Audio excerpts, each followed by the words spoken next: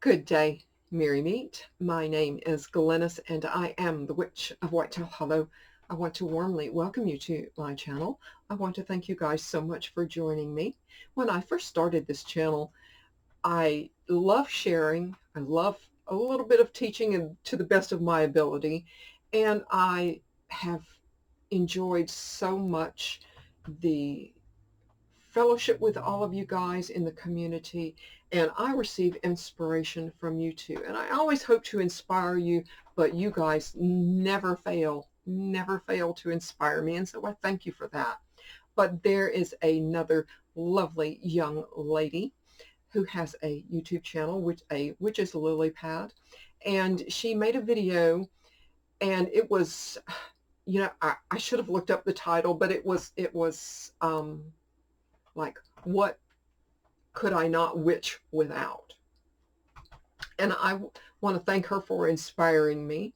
And I kind of wanted to do this too, because we all have our own, things that we feel we just simply could not, I wouldn't say function without, but there are some special things that we're constantly going to.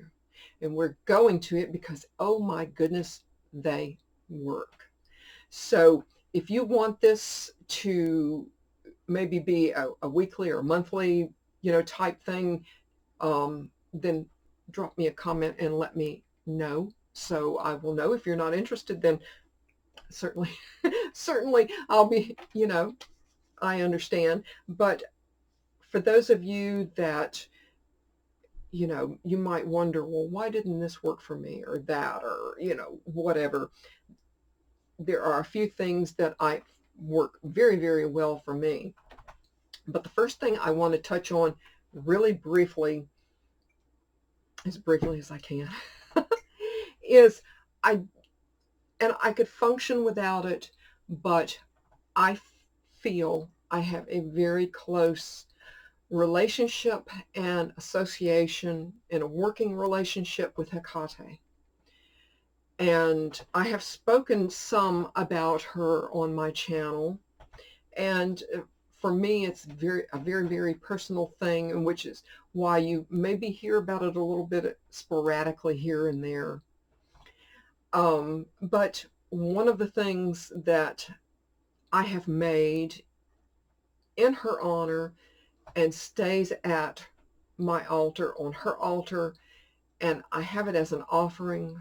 I have it as a way of saying, thank you, thank you, thank you for everything, because Hecate has made me stronger than anyone ever imagined, both magically and in my mundane life and in my personal life. And she has also given me something that has eluded me my entire life. And maybe it has eluded you. But what I'm talking about is one word. No, it's not meditation, but the one word would be faith. And, I can't explain it to you, but I just know that when I'm in ritual with her, and I feel like she's always with me, but I have this faith that whatever it is that I ask her for, if I ask her, I don't ask her for an awful lot, that she knows what is best for me. She far exceeds anything that I could ask. So in a way, I have kind of stopped asking her for anything. And I just know, I have that faith that she is always near me, always looking out for me. But I'm digressing, my apologies. But what I have on my altar is a mandrake tincture. Now, I do give other offerings, eggs, garlic, and flowers, and, different things like that. But this seems to be, well, it's always there. I anoint my third eye with it when I do go into ritual, when I do want to make that connection with her. But I also must add, with the mandrake and mandrake tincture, it's always behind closed doors. It is away from children. Of course, there's no children kicking about here, and pets. But yes, anointing my third eye, going into ritual, meditation, and connecting, mandrake tincture. The next thing that I have that I feel that I would miss greatly. Now, you guys know I like for things that I buy to do double, triple, and serve many purposes and to multitask for me. Because, I mean, if we're all on a budget, we're on a budget, right? The next thing that is my selenite. I have a larger piece and I have a smaller piece. And the larger piece I use for cleansing. I also use it like in between me and whatever else is happening. I use this particular small piece, and I've shared this with you guys before, for stirring ingredients. And so this would be very, very sorely missed. It is always, always close by me. The next thing, if you're on a budget, that will do double, triple duty are just clear quartz crystals. I put them, you can use them to substitute virtually, not everything, but virtually anything that, something calls for, amethyst or, whatever.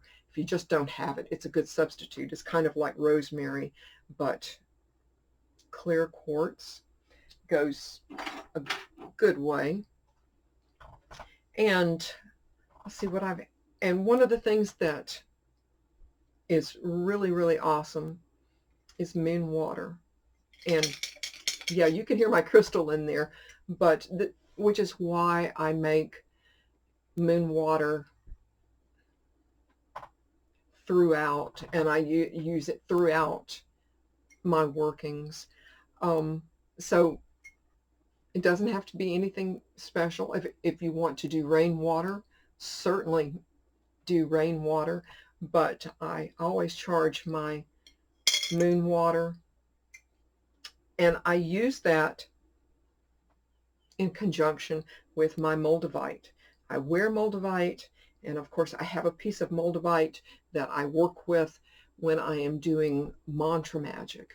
And I want to show you guys one more time is Bal Kaman's book, and it has been incredibly, incredibly invaluable. And I've been using the book. I've had the moldavite for years and years and years, along with my moon water in a very inexpensive bowl. So, I know you might think, well, moldavite's very expensive. Well, the size of moldavite makes no difference. It doesn't matter if you have a larger piece, a small piece, as long as you kind of keep up with it and know what it's doing. But the one great thing about moldavite is you don't have to do anything special to it to cleanse it, because it gives off so many vibrations naturally that it is going to repel any kind of negativity that comes your way or approaches you. So, but Bal's book, an inexpensive bowl, moldavite, and some moon water. There's several different mantras for several different purposes, and along with that, to go along with that, are mala beads. Very, very easy. And again, you don't have to have those, but it sure does make it a lot easier just to have your finger in the water with your moldavite, with your mala beads and your mantra. It's a very, very powerful thing. So if you have, 15, 20 minutes, depending on the mantra, of course, and your speed, it's so well worth your while to try a little bit of mantra moldavite magic. And the next thing, of course, is my pendulum. I have actually several. This is my go-to. This is my absolute go-to. This will pick up on anything that is in the room. Now, I know a lot of people do divination through many, many different purposes. You can do a little bit of crystal ball. I have a crystal ball here. And, but I go to my pendulum. When I first bought it many years ago, I had a friend. I was over at their house and I had a friend, and they had lost something very valuable. I had been all throughout the house looking for this valuable thing, and I did a little bit of incantation. I mean, I didn't have a single ingredient, nothing, nothing. I just had my hands and did a little bit of verbiage, and then sat on the sofa with my pendulum, and I asked my pendulum and the spirit that was there, and there was several spirits there, but I asked spirit there to point me in the direction of the lost item. So what it did is, and I was sitting there by myself, but what it did is, it didn't do a yes or a no, but it would swing this way and swing this way and swing this way. So not that I had the valuable item, but the stairs were behind me. So I kind of took it as up the stairs. But yeah, for me, this is something I would want to go to. And let's see. You know what? I think that is probably about it. I mean, I have my candles and my herbs and things like that, but if I had to really break it down, my tincture, my selenite, my clear quartz crystal, my book, bowl, moldavite, water, and that's about it. That's just about it. So if you want to see additional, what's the next thing that I would absolutely have to have if I was witching, either on a budget or, to kind of really break it down and have it really, really tight, just drop me a line below and we will go from there. I hope you guys have a great, awesome, wonderful rest of the day. Merry part, and I hope to merry meet again. Goodbye, guys.